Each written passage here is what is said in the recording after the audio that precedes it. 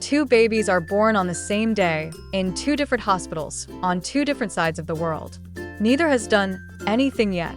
Neither has any choices, any achievements, or any crimes to their name. And yet, at the very moment they take their first breath, one of them is handed an extraordinary kind of freedom, and the other is handed a locked door.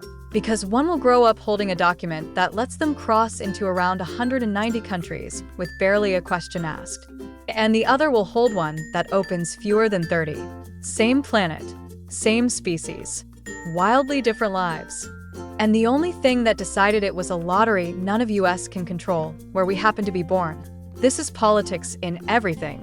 Today, your passport. Now here is the first surprise. This all-powerful little booklet is a shockingly modern invention.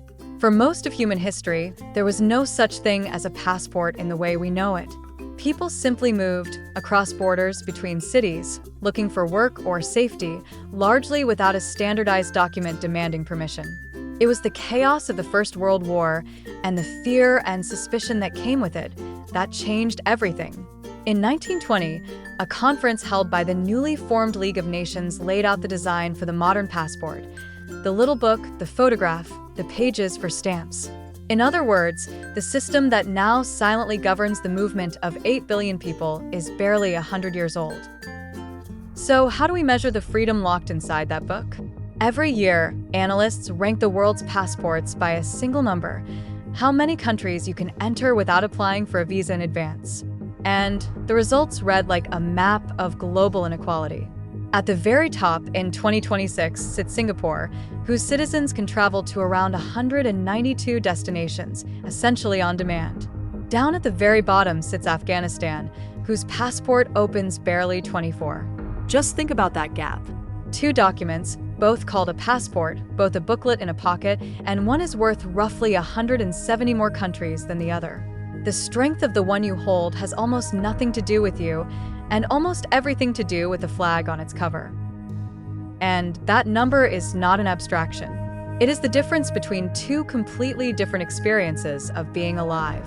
If you hold a strong passport, travel feels like a right. You see a cheap flight, you book it, you pack a bag, and you go.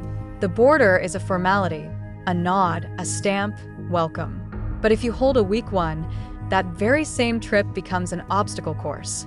Months of paperwork, bank statements to prove you will come back, fees that can swallow a month's wages, an interview at an embassy where a stranger decides, sometimes in 90 seconds, whether you are worthy of a visit and can refuse you, keep your fee, and never once explain why.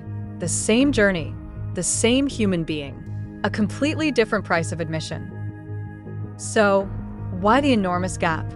The uncomfortable answer is that your passport's power is not a measure of you at all. It is a scorecard of your government. Rich, stable, trusted countries strike deals with one another. Let my citizens in easily, and I will do exactly the same for yours.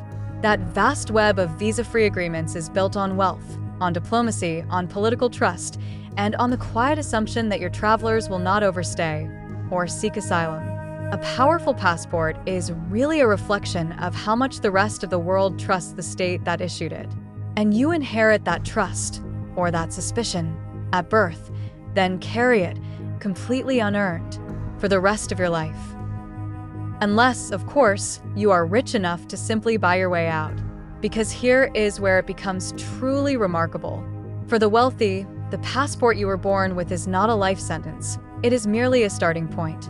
An entire industry exists to sell citizenship and the mobility that comes with it to anyone who can pay. Several Caribbean nations will grant you a passport in exchange for an investment of a few $100,000. And until very recently, the small European nation of Malta would sell you citizenship of the entire European Union for a package worth well over $1 million. A better life, a better passport, more of the world unlocked, not earned, not inherited, purchased straight off the shelf.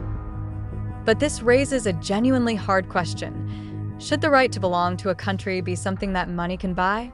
And in 2025, Europe's highest court gave its answer.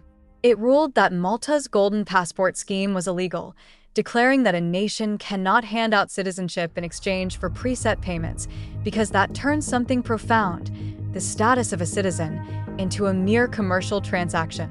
Now, supporters of these schemes argue they are a perfectly legitimate way for small nations to raise money and attract investment. Critics call them a loophole that lets the global rich, and sometimes the outright corrupt, skip a queue that everyone else is trapped in. But either way, a line had been drawn. Some things, the court said, are simply not supposed to be for sale. And it is worth remembering that none of this is fixed. A passport's power is not permanent. It is a living scoreboard that can rise and fall. Over the past 2 decades, the United Arab Emirates went on a determined diplomatic mission to strike visa deals right across the planet and rocketed up the rankings, gaining access to more than 150 new destinations. In that very same period, the United States, once tied for the most powerful passport on Earth, quietly slipped down to around 10th place. So the freedom inside that booklet is not a fact of nature. It is the constantly shifting product of politics, of alliances made, and of trust that is won or lost. So strip it all the way back, and here is the strange truth at the center of it all. For most people alive today, the single most valuable thing they will ever own is not their home, or their savings, or their phone. It is a small booklet they did absolutely nothing to earn, handed to them by the pure accident of where their mother happened to be standing when they were born. And that accident quietly shapes almost everything: where you can travel, where you can work, where you can study, and, in the very worst moments, where you can flee to survive. This channel keeps arriving at the same uncomfortable place, in diamonds and food and the things you only rent. That so much of what feels like fate was actually decided by someone as policy. The lottery of birth may be the most powerful, least discussed force in your entire life. And it is stamped, quietly, on the cover of your passport. 2 babies, 2 booklets, and 2 completely different worlds. Everything is political, even where you were born. This is politics in everything. So tell us in the comments, how many countries can your passport enter without a visa? And where would you go first? Subscribe, and next time, a new arena, same game.